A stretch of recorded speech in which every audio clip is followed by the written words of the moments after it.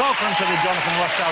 Let's see who's in my green room tonight. We have got a rare and exclusive interview with probably the most famous supermodel in the world. Ladies and gentlemen, I've never seen her on a talk show before. I don't think she's ever done one, certainly not in this country. The one and only Claudia Schiffer. Looking stunning, of course.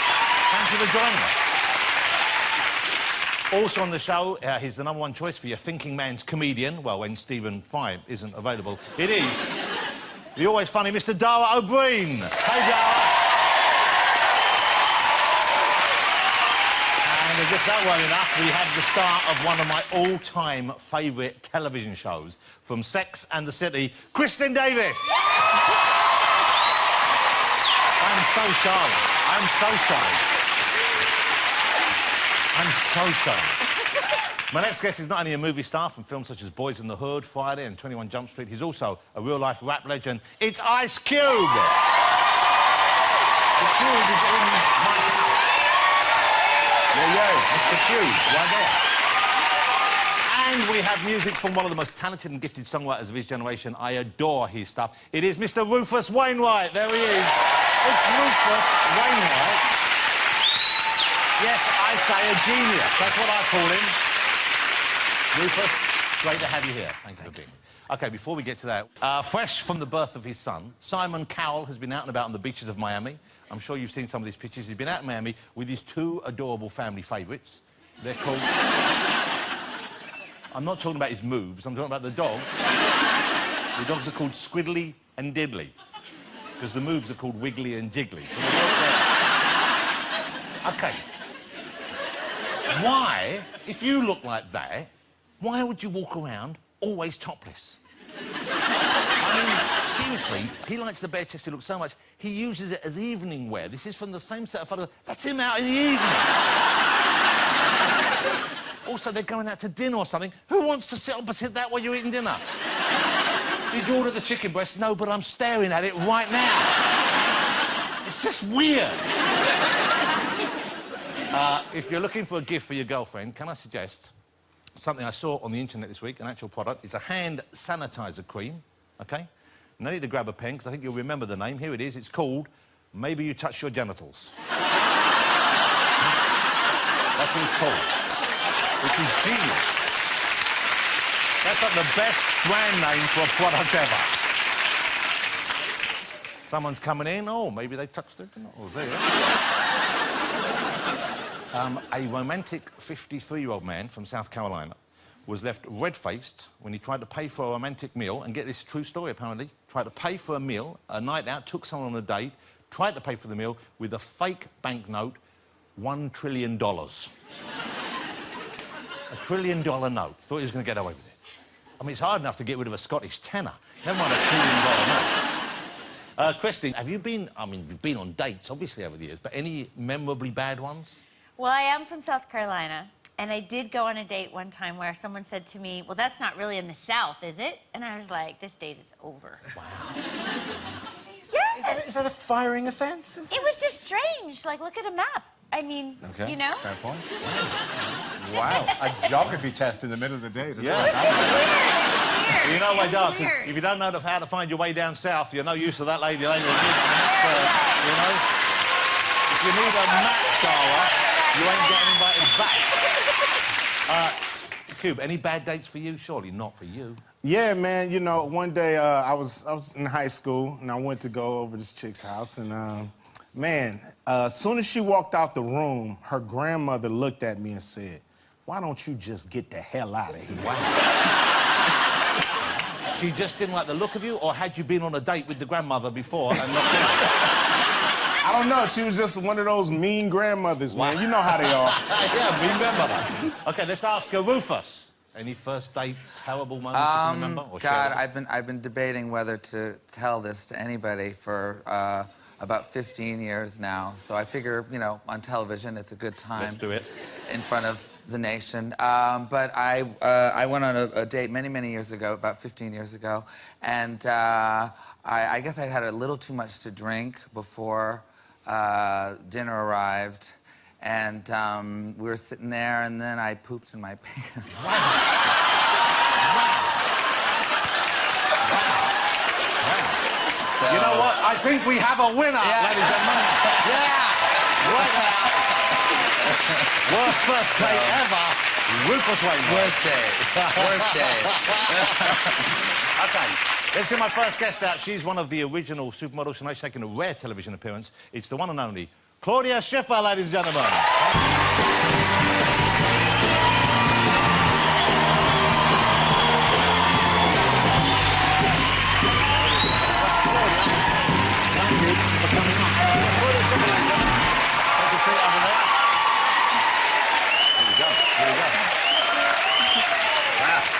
Well, Claudia, now let me just start. How tall are you? Because very few people, even in heels, have to bend down to kiss me. How tall are you without your heels on? I'm 181. Oh, no. Can we have that in English? 5'11". 5'11". I don't do the European things yet. Right. I haven't learned them yet. OK, Let's well, start. it's great to have you here. You don't... Am I right in thinking you haven't done a talk show in this country before? No. And so why is that? Is there a reason for that? Or, I mean, you've been asked. I'm sure. I know we've asked you loads of times. Yes, you have. And, well, I just thought there's no reason we need to do a talk show unless, because I'm kind of shy. It's a sort of hell for me tonight. And only you, of course, and no other talk shows. You say you're shy as hell, but that, I think some of us would find that hard to, not to accept, but to understand, because I've seen you modelling and you're out there, you do the catwalk and that's in front of an audience. You have photographs, sometimes you're wearing, you know, not that much in the way of clothing sometimes, as all models have to. So you're not shy in that way, but you are shy, what, talking or...? I'm just shy when there are lots of people. So I'm okay when we're just one-on-one. Or maybe 4 people or 6. But more than that, it's not really comfortable for me. It doesn't feel good. So I'm a really, really shy person. And it does help wearing makeup and getting dressed up because I feel like I'm someone else. So you're sort of hiding behind an image almost? Yeah, that's why modeling kind of worked. I thought it was never going to work until I put the makeup on, and then you couldn't tell that I was turning red all the time. Wow. Because blushing all the time. I thought, hey, this works. But I can just be sexy and not be myself. How old were you when you were found as a model? You were still in your 17, teens? yeah. So Yeah, I was still in school. And so you were in school, but where did they didn't come into the school. Where did they see you? Where did they find you? No, it was my first night out. I'm from a small town, and Düsseldorf was the next big town in Germany. So I went dancing with my friends, and then this French Asian came up and said, could you come to Paris? And I thought, wow, really? Surely it's really dark here. They must not really see how I look like. So surely the next one they're not going to call me. But they did. And then I thought, they must still be making a mistake. So when I went out of school for one day, I said to my teachers that I was sick and went for a day to Paris. And I thought, once they see the pictures, they're going to go, no. This is it, send her back. So, but going to Paris, being a shy young woman then, going to Paris that first time, that must have been pretty intimidating as well, wasn't it? It was, yeah. No, especially because I didn't understand a word of French or English. So I just thought, if I'm very nice to everyone and I just say always yes, then maybe that works. Well, yes, it can get you into trouble, of course, but I mean, it's... Yes. It makes friends. Yes. So you were in Paris, so people were just speaking to you in French and they assumed you knew what they were saying? Exactly, yeah, especially the photographer said, you know, do this or that, or can you put this on? And I was like, yeah. Oui. I had no idea what anyone was saying. My agent was talking to me, like, you know, yeah. I'll do whatever you want, and I just didn't understand anything. So you speak German fluently, of course, I would hope. Yeah, a bit of German. And your English is very fluent as well. So when you when you moved to England, how did you find being a German in England? What did you miss about Germany? What did you enjoy about England? Well, if it's not football seasons and you see all the headlines about the Germans, it's not that time, then I'm quite relaxed, and actually they're quite nice. Do you feel we haven't moved on enough? Still? Not during football season. That's when I can't read anything. OK. And what, it just makes you crazy? You get mad? Or? No, I'm joking, no. Okay. I also have a sense of humour. Which... Okay. But that's not always the case. But you see, these are the preconceptions we have about German people. Is that I know, but I do have a sense of humour. I do, before you say anything else, I do shave my armpits, I shave my legs, and I do not wear socks and sandals. Wow, OK. Well, that's several of these I was actually going to ask you. These are... How German are you? But you're an efficient person, I guess. That I am, yes. OK. Do you like a sausage? That's another German question here. Which sausage are you talking about? The big bratwurst? The one to eat? Yes, of course. Yes. OK. Do you... This is a question, which is... And this is probably the ultimate British stereotype idea of a German. Right. Have you ever got up early to reserve a sun lounger? Perhaps with a towel. Nope. No. Okay, Nope. so we consider you German, but some of my questions were a bit stupid. Yes, what's expected. Okay. Okay. How do you cope with being in the public eye as much as you are? Because I noticed a few years ago, it doesn't seem to be such now, but it used to be there were a lot of pictures in the newspapers of you on the school run on a Yes. regular basis, Yes. and you always look stunning. I mean, we have some of the pictures here. You know, there were, and so I guess you had paparazzi waiting outside most days, if Yes. not every day. How do you deal with that kind of thing? You know, first of all, I knew that I had to sort of dress up a bit because all the other moms looked really pretty when they brought their kids to school. I got to do the same. Yeah, I mean, you know, I didn't really mind it. I just thought you just pretend they're not there and just do your thing and don't really watch out for them. And then when I realized that my kids were sort of going, I'm famous, I realized we're going to move to the countryside, which then we did. We moved to Suffolk. So you moved away so the children wouldn't grow up in that environment, and so they wouldn't have a weird idea of Yes, who they were. I think it's not great for them, no. I can cope with it. I don't really, not really bothered by it one way or the other. Yeah. But you're very pragmatic, aren't you? I guess that's a German thing as well. You seem very kind of is. like sorted about it. I am very realistic and very logical, yes. Yeah. Do you make lists? I do. I make them at night before I go to bed. What is the nighttime list for? Things to do while you're asleep? No, so for the next day, you make plans for the next day? Yes, I make plans for the next day so I don't have to think about it. Or wake up in the middle of the night going, Oh, yeah. I have to do this or that. And so last night, before you went to sleep, knowing you were doing this show today... Oh, my God. You know what I dreamt last night? I was on a date with you. Wow.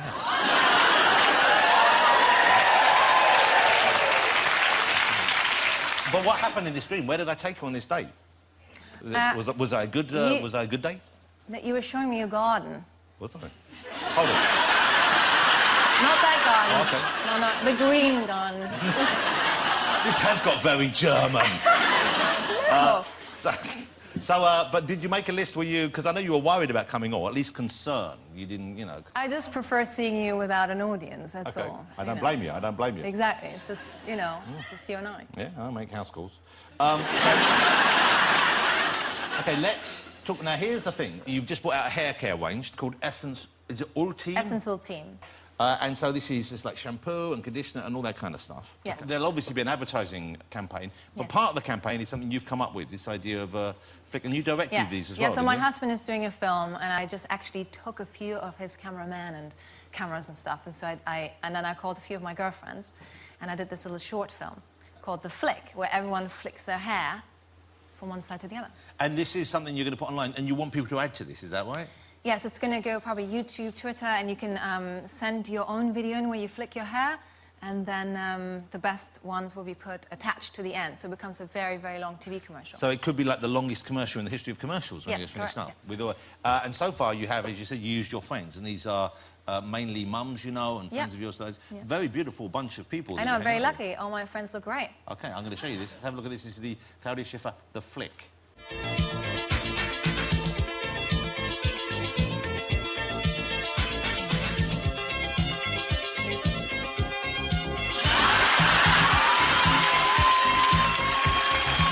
Enjoy the flick. Some very, very beautiful people right there. I think we have some people in the green room tonight who are ideal candidates. Let's go and see. Yeah. Who fancies giving us a flick from the green room? Rufus, you got to love it. I got a slight flick. OK, well, let's see, because yours is Minor gel. That's a bit of flick. gel. Well, let's have a little minor flick from Rufus. Okay, Here we go. I'll do anything. OK. Okay. I like it. OK, let's see Rufus in slow motion. Yeah, that's good. Wow.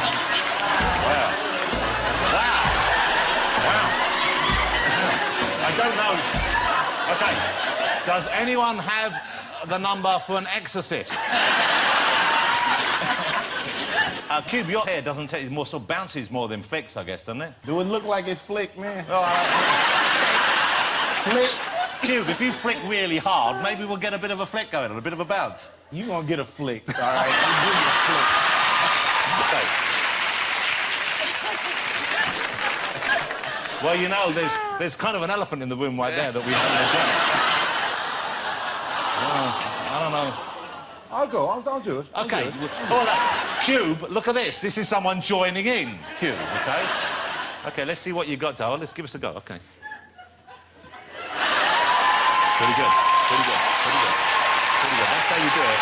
That's how you do it. Okay, let's have a look and see how that looks in slow motion.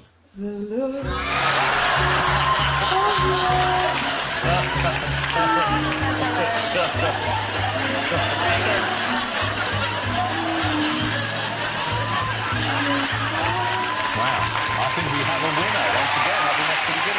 You've got to put that on the end. Put That on one, the end yes, of your that flip. one. Okay. Yeah. There must have been, I would have thought, offers you've had for money jobs over the years. What's the weirdest one you've had? What's the strangest job you've been offered or asked to do? There's loads of weird ones, but the strangest one was from an Arab prince. He asked if he could hire me for a dinner for £1 million. Wow. And presumably And I declined. Okay, so you declined. You weren't tempted even for a second? I asked for some more details. I said, "Oh, can I come if I bring some security guards?" Yes. Can they stand in front of my room at night? Yes. Could one of them maybe be a female security guard sleep in my room? And then they were like, no. Wow. You had a tunnel. And then they sort of, then it went away. Okay. And I think they got the message. Wow. Claudia, thank you so much for coming on. Wasn't she wonderful, ladies and gentlemen? Lovely to have you here. The fabulous Claudia Schiffer, ladies and gentlemen. Thank you, Claudia. Still to come on the show, Dara O'Brien, Kristen Davis, Ice Cube, and music from Rufus Wainwright. So don't go away.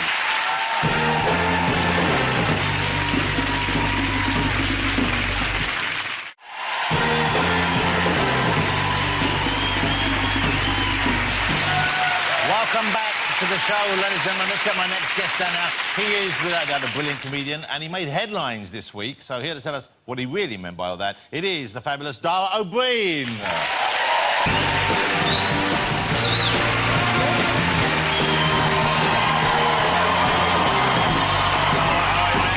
That was a great flick. That was a great flick you gave us back there. Thank you very much. Thank you very much. Man, she has let herself go, hasn't she? It's kind of sad when you see somebody at the peak and then later it just... So let me ask you about this thing this week, because Dara is on one of my favourite TV shows, Mock the Week, which is a brilliant show. You're a brilliant host on it. It's a great panel show.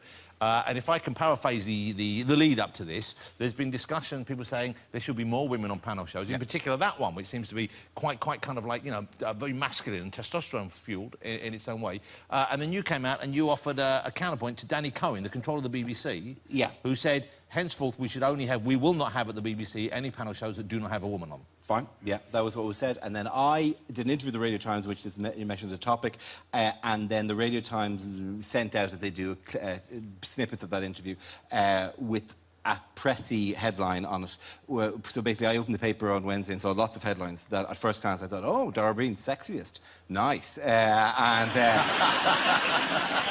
And then read them again, and apparently it gave the impression, the headline gave the impression that I'd said that I was against this particular ruling, and I'm not against this particular ruling. I've had meetings in the BBC in which I've said, do you know what, this has been a stick to beat Mock the Week for a while, and it shouldn't be, and we should make sure that there are, but my view is that we shouldn't announce that as a policy, and the reason I say that we shouldn't announce it is, you can have the policy, I'm great with the policy, I love the women we bring on to Mock the Week, but when I do that bit at the start, the bit in front of the audience before the cameras roll, where I do my own warm-up and then I bring everyone out and I go, hey, and I'm bringing on 6 different acts, some of whom are new, some of whom they're not familiar with. I don't want this policy hanging over any time I bring out a female guest going, hey, and here's... Because these are people we've had on before. You don't want it to be, even for a second, people to believe that this is a token presence. Yes, and that's why I'm all in favour of the policy. I was against the announcement. Okay.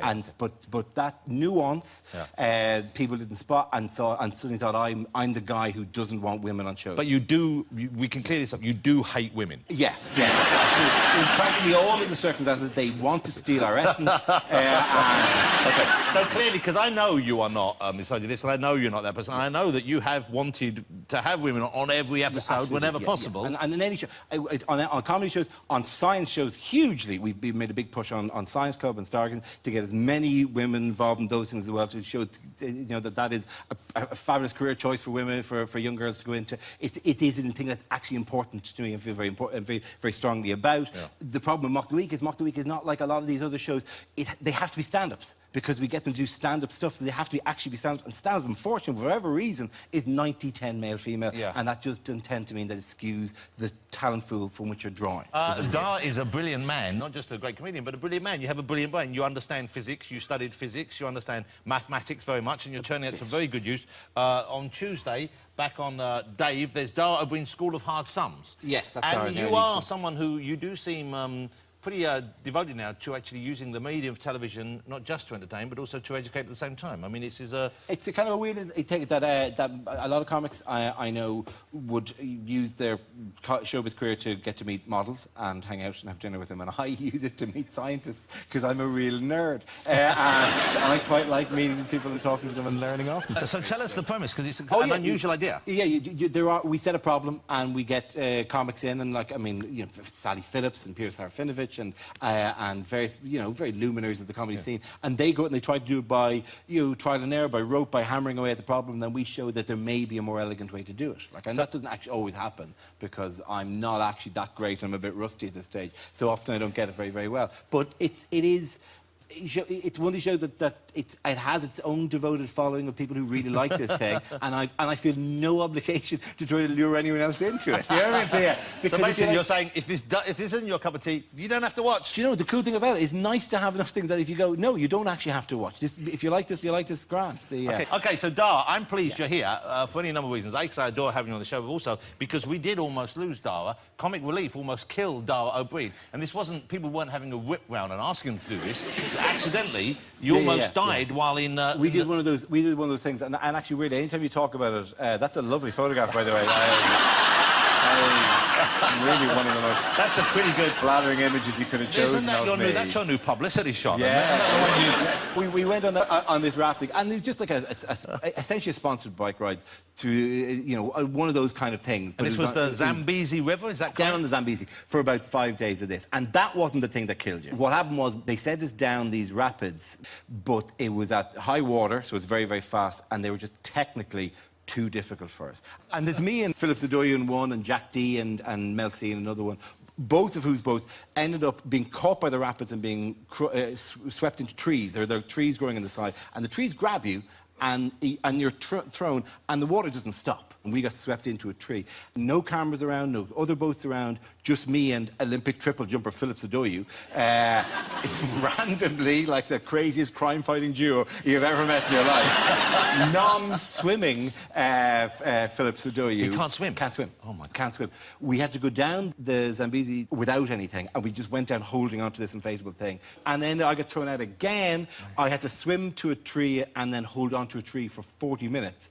until one of the camera boats came around. Do you think this might sound like a stupid question, so in advance I apologise, but do you think, being Irish, you were more risk being in an African river? I mean, is there something in that? I'm trying to think of a way in which that is not a stupid question. Hang on. Is it that genetically the Irish would be more attractive to crocodiles? No, because you're from a small island race. Yes. A small island race, and probably don't see hippopotami as often as the British would. Yes. Yeah. I hadn't considered it. And you know what? It was probably as well that I didn't go, because I would have been in the water going, oh my God, this is dangerous, and then gone, oh my God, I'm also Irish. Yes. Thank God. At a whole other level. Thank heavens that didn't occur to you. Well, I feel bad for raising that now.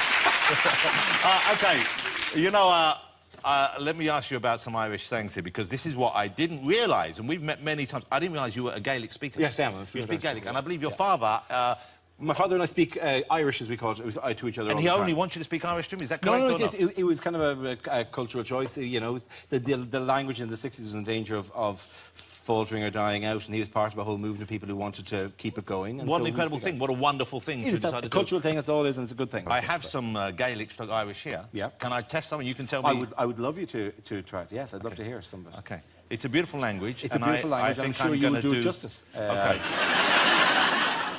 I mean, I've never seen words quite like some of these before, so I'm sort of flying blind here. That's okay. I'm sure. Okay, no, go for it. Let's. I'm going to do it blind so I can see. And Do then you I'm do the gonna same accent as an Irish accent? No, you can do it in any accent. You don't have to do it. Don't do your Irish accent. Essentially,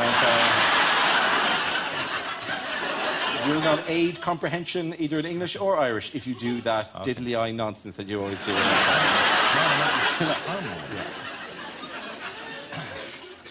Ni chafien an chint. Okay, let's pause there briefly. It is not Mandarin Chinese. I'm just reading what's in front of me. This is what's written down. Okay, so Ni Chan An No, I'm not. Chin. This is how it's... Ni chafien an chint an tedach. Ni kain on kient on tedak. On Taylach is cloth. Yes. Ni means no, something doesn't do something. So it's the bit I'm finding difficult, and I'm sure I speak for the entire Irish nation here, is the bit where you went in the middle. That I'm finding. Okay. Can I? Bit racist. Great, sexist and racist in a week. Okay, that I was trying to say, talk, ni, Kinds. Well, no, kain. Can I see it? And I'll. Ni chahan and kinds and teidach, which is, talk doesn't earn the clothes. You know that it is. Yeah. Good. Yeah, One it's for not, one. it's not a particularly well-known Irish phrase. In fact, even as an artist, I'm going, I'm not really sure what the point of that is. Well, talk doesn't wear the clothes. Let's do one more, because I've got a feeling I've got a talent for this. I think you're a natural, yeah. Kursheda. Gawa. Is gawa igoni e. That's got the lilt. That's the Irish lilt. It wasn't that. It's slightly Mexican. Honey. It's a bit. I'm doing. Because A means sister. Kursheda gawa kikagawa igoni. Boom. I don't know. Boom. May I? Oh, yeah, that's a great one. Yeah. Kurshida or Gaia Achis Gaia Agonia, right? Like I said. Exactly. Which is put silk on a goat and it's still a goat. Put silk on a goat, it's still a goat. It's a wonderful That's an phrase. excellent phrase. You That can't- actually makes a lot of sense. You can't It does. tart up a goat. You can't, you know. Even if you're alone in the middle of Ireland. That actually Don't even now think about it. That makes it seem like a much more. Yeah. Well, I dressed up the goat, but it's still a goat. Okay, Darl, great to have you on. I'm thrilled you're well. I'm thrilled the show's back, and thanks for coming on and clearing up that other issue. It's the fabulous Mr. Darl O'Brien, ladies and gentlemen. Great, as always. Great. Fabulous. Still to come after the break, we have Kristen Davis, Ice Cube, and Rufus Wainwright performing live. Don't go away.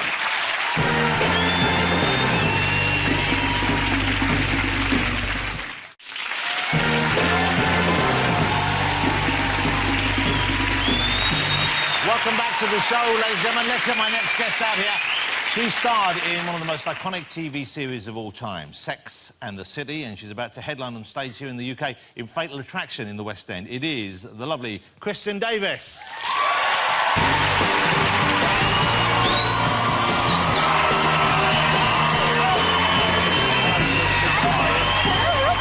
Thanks for waiting down. Kristen, lovely to have you here. Oh, thank you. It's nice to be here. You know, first of all, I should say congratulations. I think you just had your birthday this week, is that I right? did. Yes, I did. Okay, can we say what birthday was? Was Sure, it I was 49. I'm 49. Yeah. That's incredible. There is absolutely no way anyone would think you were 49. Well, thank you. I mean, I think age is just a number, and people get all stressed out, and our culture is very focused on it, and it's kind of strange, so... Yes, it is. That's why I'll have to stop asking people how old they are on the show, obviously. Did you have a big birthday, though? Do you push the boat at your birthday? Do you like celebrating birthdays? No, I'm not really that into birthdays myself, but I have a 2.5-year-old, and she's very into it. And she doesn't have a good separation on whose birthday it is. She just knows it is a birthday, so it probably is hers. That's her general feeling. So she was very into it. So my parents came to London, they love London, and we had fun. And for her, it was her birthday. So you were here, you must have been here for the Winter Olympics. Were you watching that? Were you keeping We it on? did. We watched it. My daughter, oh my goodness, she is into it. It was pretty entertaining, I have to say. I've never watched the Olympics here, and it's very different than watching it in America. How is it different? Well, the commentators are very opinionated and, like, interesting, and that curling business. Yeah. I mean, they don't really show that so much in America. Yeah, I wonder why. But over here, did you find yourself getting it? Because if you explain curling to someone, it seems like, who would watch that? But No, you no. can find yourself totally... Oh, we did. My mother and I got into it, but we did not understand it at all. Yeah. We could not understand it to save our lives, but the drama involved in those girls and those brooms, and they all had that mascara on, and then they would cry, and we'd be like, oh, God, please don't let them cry again. Please don't let them cry again. Let the thing go. Whatever. I don't know what's happening. But we were laughing so hard because the drama that they would infuse the rock with, or whatever it is, I don't know what it is, but, I mean, there was some high drama. OK, before we talk about Fatal Attraction, Yes. we have to talk about Sex and the City, don't we? We have to talk about Sex and the City. Okay. Huge part of your life. I mean, a huge part of your life. Absolutely. I'm very proud of it. I love it. And you were the character everyone wanted to be. Everyone wanted to be Charlotte. Thank you, Everyone John. wanted to be Charlotte. There's no two ways about that. You stay in touch with the girls? You're still speaking? You're still in Yeah, regular contact? of course, absolutely. We text, we call, we try to see each other when we're in the same city. Sometimes we tweet. Kim and I really were the only tweeting ones, really. But... OK. And there's the talk I've read of a possible third movie. I don't think there's any concrete news, but is that a genuine possibility, or is that just the kind of talk because fans want it to happen? Well, I don't think you can separate the two. I mean, if the fans weren't interested, I don't think it would ever happen. I mean, it was kind of a struggle to get both the first movie and the second movie made, partly because, you know, we're a franchise run starring 4 women over 40, and that just frankly doesn't happen. So it's only from our fan support that anything ever happened, ever, in the film region. And I think the third, you know, if it does happen, is because people still talk about us, we're still in the air, there is the fan support, and so it means a lot to us. What I liked about the movies was you joined them, they were kind of bigger bumps in the narrative of all these women's lives than you would see in the series, because, of course, it was more of an event. And so, of course, we've seen them move on. Where would Charlotte be, though, do you think, in her life? Bear in mind, you've followed her, you know, you are her to us. Yes, so where would she be? I am her to me as well. Sometimes people are like, who do you think should play Charlotte? I'm like, well, me. I'm pretty sure me. I would think, you know, I hope she's still married to Harry and happy, and those children are growing up. I mean, that's not the most dramatic story, I guess, in the world, but, you know, it would be so sad for me if something bad happened. You know, I do feel I have that kind of, you know, you do something for 15 years or however long it's been, it's a long time. It's hard to separate yourself. So I don't want anything bad to happen. Well, let's talk about Fatal Attraction then, because Fatal Attraction is coming to the West End. It opens at the Theatre Royal Haymarket on the 11th of March. Now, I don't know how many people here remember the movie Fatal Attraction. Do we have a lot of Fatal Attraction fans here?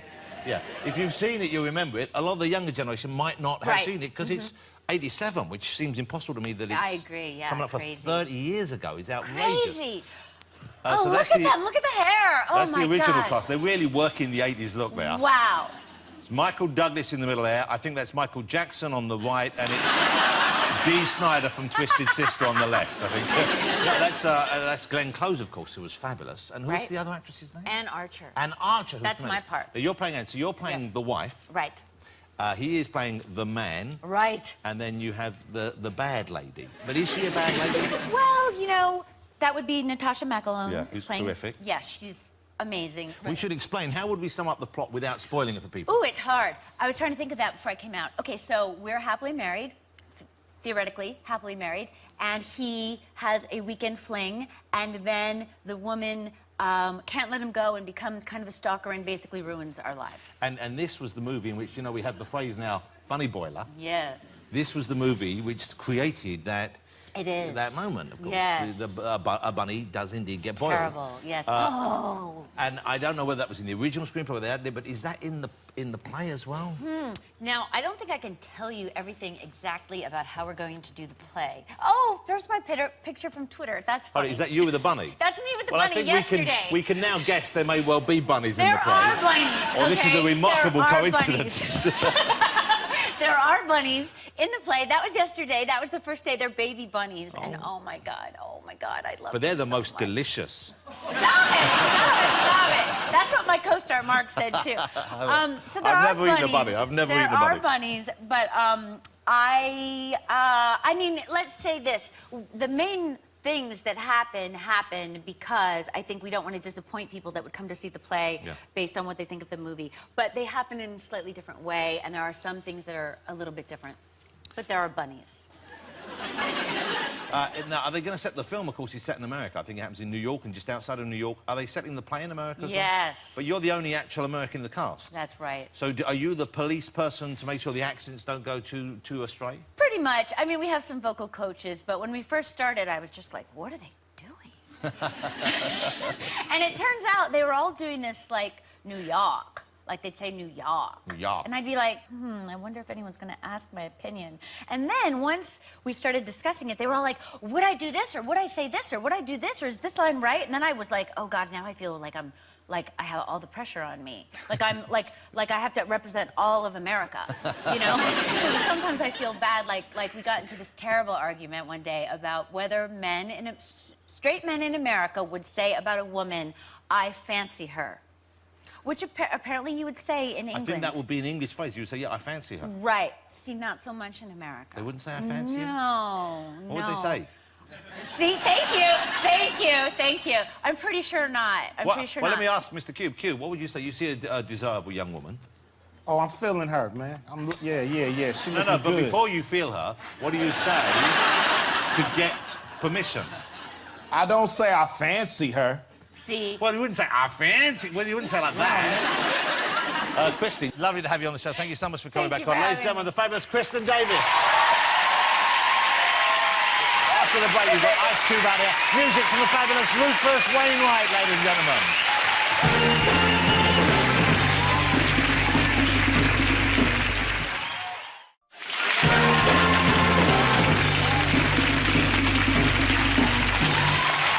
Welcome back, ladies and gentlemen. Let's get my next guest on now. He is a rap legend. He's also now a Hollywood superstar. Please welcome Ice Cube. Great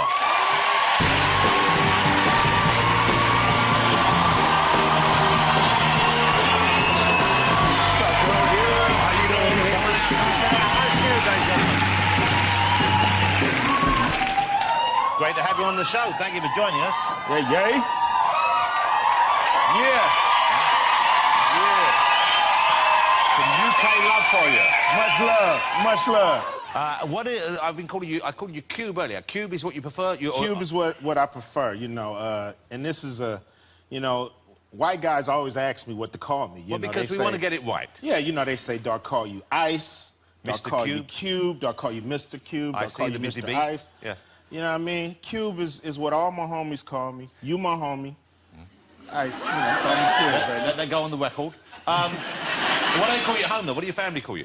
Which part of my family? You know what I mean? You know, my mom, she gonna call me O'Shea. Okay, because that's the name she gave you. Yeah, that's my name. That's the name she gave me. She gave me a Irish last name. I don't know why.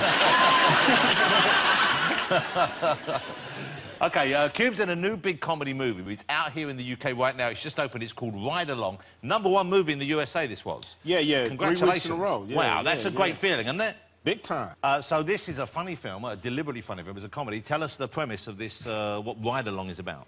Well, I play, you know, a badass cop, you know what I mean, I'm trying to take down the biggest kingpin in Atlanta, so I'm focused. And I got this little mosquito buzzing around my head by the name of Kevin Hart. And he's a wannabe cop. He's school security who wants to be a cop, but what's worse, he wants to marry my sister. So I can't have that, you know what I mean, because he's a little challenged when it comes to height.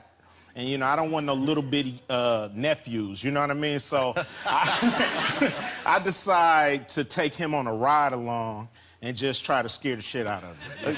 So this reminded me, even though that wasn't a funny film, there's the film Training Day, the great film with Denzel Washington in, and it's kind of like this, but... Yeah, this ain't it. This is Training Day flipped upside down and probably Training Day on crack. Okay. That's it. It's just opened this weekend. It's very funny. Have a look at this. It's that little clown that's dating my sister, little man smurf. Maybe he just wants into the family. I know exactly what he wants. You want the hammer? I want the hammer. Then go get the hammer. Okay, enough of that nasty. Baby, no. James, I wanted your blessing in asking your sister to marry me. Show me that you're worthy of her. How am I supposed to do that? I'm gonna take you on a ride along. Today is your training day. Have you ever even held a gun before? Bang, bang. You're more of a shotgun specialist. Be careful, that's got magnum loads in it. You better get on the ground! My stomach and my ass. Oh, yeah, you ready for the streets. Relax! You got 5 seconds to throw it back. This ain't no damn video game. It's probably still drivable, though, because it happened in the back. You can't drive it now. That's right along. That's Cube with Kevin Hart right there. Partly your character doesn't like him coming in because he's marrying your sister in the film, or wants to. Yes. Can't have that. Okay, and you're a father in real life, Cube. Yes, I am. How old is Karima your daughter? How old is she now? She's 20 now. Okay, she's 20 now, so... Yeah. She's 20. bringing young fellas back, I guess, now, to meet Dad? One or two. And do they meet the friendly, welcoming Cube, or do they meet a slightly more judging Cube when they come in the house? What you think, Jonathan? I got to put them through the ringer, man. You know, I got a motto. My motto is, whatever you do to her, I'm gonna do to you. So, you better be nice. That's quite a promise. Yeah, definitely. So that keeps it. But you do the sort of the mean face pretty well. I don't know what you're talking about, man. That's just my face. Well, you know, when you're doing that, you're looking at the guy. I don't know how to do it, but You just gotta feel gangster when you do it. You know what I mean? Feel gangster and give it to him. Wait, man, is this my camera? Come on, baby. Give me the red light. There we go. Give it to him. That's how you do it. So, because I like to think I'm original, G. Yeah, you are original.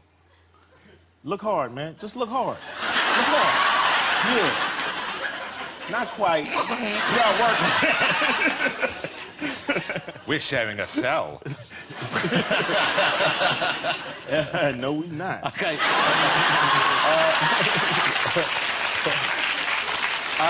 Let's talk about you moving into acting. So your first big acting role, I guess the big break for you would be Boys in the Hood. Yeah, it was Boys in the Hood. Had you acted before? Had you studied acting? Never. It took 2 years to really convince me that I could do it. I just figured I never went to school for acting. I wasn't qualified. You should get somebody. Get Todd Bridges. Get somebody that's qualified. You know what I mean? So, dude was like, no, you the one, and I'm glad he pursued me. I'm glad I did it. And this is an interesting venue. You know, really, you're probably better known to a whole generation of people out there now as a movie star, as an actor. Yeah, that's crazy. Than from the music. And I guess that was an unexpected turn of events, was it? It was. You know, when I first started, I just wanted to be, you know, I had high ambitions. I wanted to be the best rapper in the world. You know what I mean? I can't sing a lick, so rapping was the only way I was gonna be able to be up here, you know, sitting up here with you. You know what I mean? So I just put my all into it. I met Dr. Dre when I was 14, you know, and he was a local at the time. You know, nobody knew who Dre was, and we just started working together and kicked it off and ended up starting NWA together, and here we are. So NWA were a huge band. A huge band, and a controversial band, of course, as well. Definitely, yes. You had your fair share. Did you court that controversy, or were you surprised when that happened? No, we knew it was gonna happen. You know, coming from South Central Los Angeles, Compton, Watts, you know, it's rough neighborhoods. You know what I mean? You know, back then we only felt we had a few outlets, and the music was our way to be constructive and not being destructive, but it also was a weapon. It was our weapon against police brutality. It was our weapon against crack cocaine. It was our weapon against gangbanging, and you know, it was something that we used to speak our feelings, because we felt powerless at that time, and the music gave us power. How were the police with you guys? Because you were fairly vocal at times. They hated us. Yeah. Yeah, they hated us. We was on stage one time in Detroit in '89, and we had a song called "Fuck the Police." You know, that was the song. So the police didn't like that song? No, they didn't, for some reason. I thought it was such a catchy number, but you know, they didn't like the song, and the promoter that we were doing the shows for said, "Yo, we'll put you on tour, but you can't perform that song. Cops everywhere, they ready to shut you down." So we agreed to that until we got mad at the promoter. We was like, tonight, we gonna do that song. We gonna tear this thing up. So we got on stage and we started performing the song, and we was like, yeah, the audience was looking a little rowdy and it was kind of getting out of hand, and we was like, what's going on? And then we saw the whole Detroit Police Department rush the stage. They threw fireworks and stuff on stage. They made it, we took off running. Some of the guys ran out the arena to the hotel. They corralled us, arrested us all, and all they wanted was damn autographs. For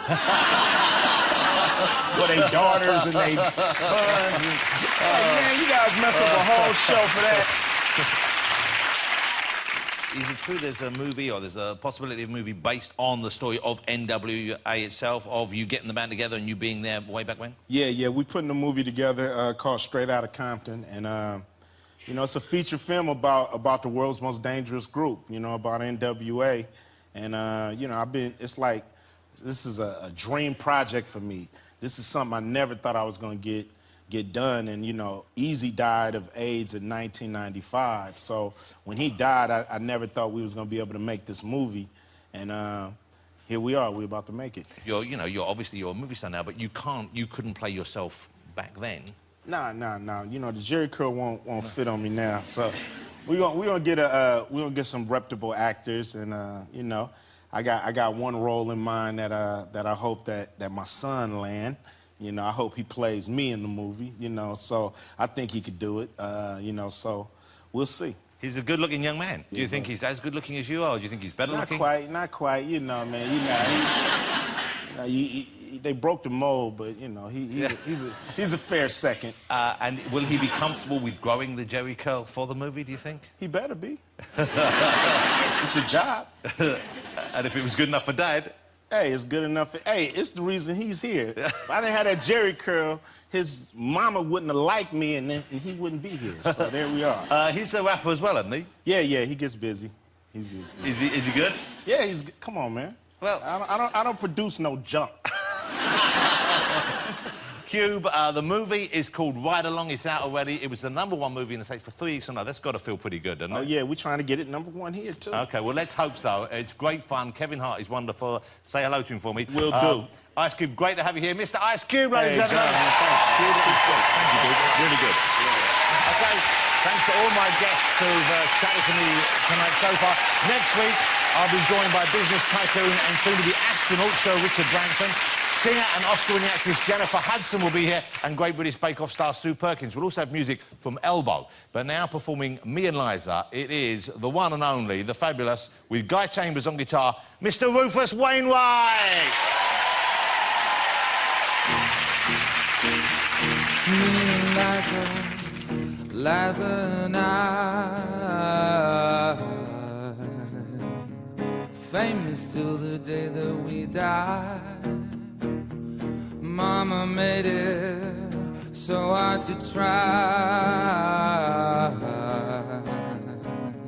Me and Liza and I, Daddy writing unanswered love letters. Why?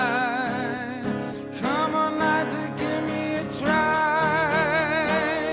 Choking on the embers of fame, burning down the house of your name.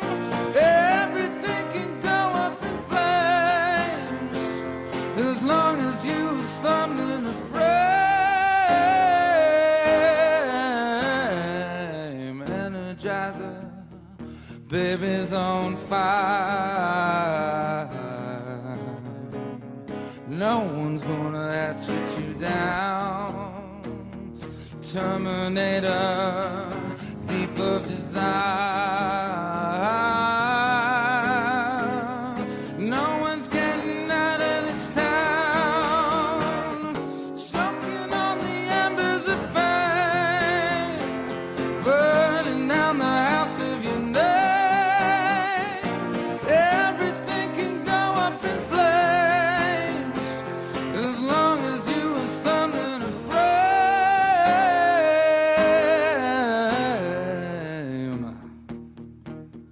Me and Liza and I,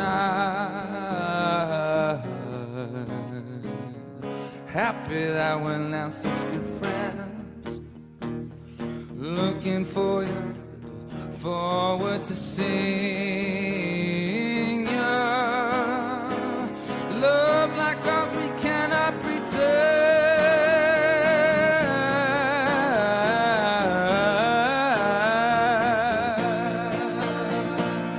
Me and Liza and I, me and Liza and I. Guy Chambers with Rufus Wainwright.